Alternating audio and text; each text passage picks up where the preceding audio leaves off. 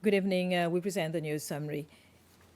Tomorrow morning, the National Assembly will resume debates on the Public Service Salary Bill, which will include the revision of the public salary table and a 10% increase in the salary of constitutional appointees. From the onset of debates, which lasted almost the whole of today's session, it is clear that the U.S. opposition is against the bill, whilst members of the majority party, the LDS, are the only ones speaking in favor of the bill. The National Assembly has rejected a motion calling for the setting up of an ethics committee to conduct an investigation on a video being circulated on social media showing a member of the National Assembly involved in indecent acts in his office. Only the members of the U.S. voted in favor of the motion, which was tabled by the MNA, Johan Loze, while LDS MNAs voted against the motion. Again, the National Assembly has reaffirmed its commitment in the fight against HIV/AIDS. Speaker Roger Mancienne reiterated the engagement to commemorate World AIDS Day, which was yesterday, the 1st of December.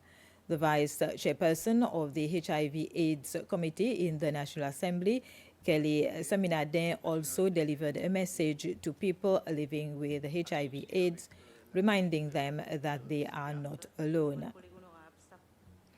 The development project on Assumption Island, the explosion at CCCL, and the cost of living were among subjects raised during United Seychelles rally held on La Digue yesterday.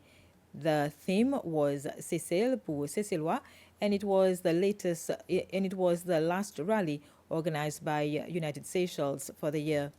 Lowering the social security age to 63 and reintroduction of the long service allowance were amongst a few commitments made by the United Seychelles President Dr. Patrick Emini to its supporters.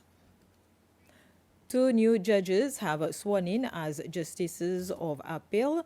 The Zambia nationals, Judge Dominic Shishinga and Nicola Sharp Ferry, are currently justices of appeal in their home country, amongst other offices they hold.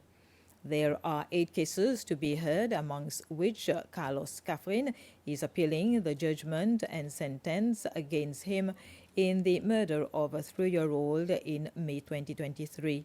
The Court of Appeal deemed his applications to have been late, but will, however, go through the case to assure justice wins.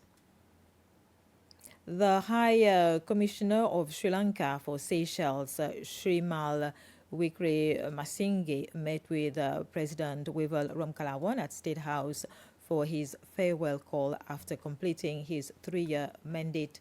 Mr. Wickremasinge discussed the many accomplishments he has achieved over the 3 years and plans for the near future. Opportunities for Sri Lankans to have teaching jobs in Seychelles was amongst topics discussed.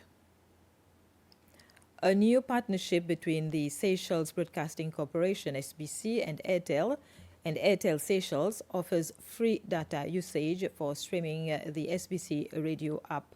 The SBC radio app gives people access to Paradise FM, Radio Seychelles, and various podcasts. The new collaboration with Airtel is available immediately to all Airtel Seychelles mobile customers. The principal for multimedia at SBC, Christian Moses, says that this new collaboration is moving SBC even further into the digital era. This allows the SBC radio to be streamed without consuming any data, namely for streaming Paradise FM, Radio Seychelles, and Rewind podcasts. This allows us to provide a more modern and up-to-date service, which is much needed in the years that we live in right now, in the era we live in right now.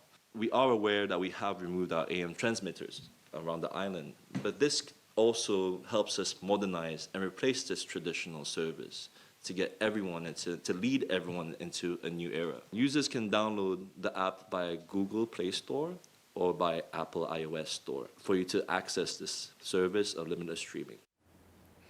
And for the very first time, the National Institute for Culture, Heritage and the Arts organized an exhibition to commemorate the International Day for the Abolition of Slavery observed on the 2nd of December by the United Nations. The exhibition commenced this morning and continued during the afternoon at Venstown Cultural Landscape, better known as Mission Lodge Sans Souci. The banners showed the activities performed by slaves and the slave trade within the Indian Ocean and Africa. And with this, we have come to the end of this news summary. Thank you for your attention.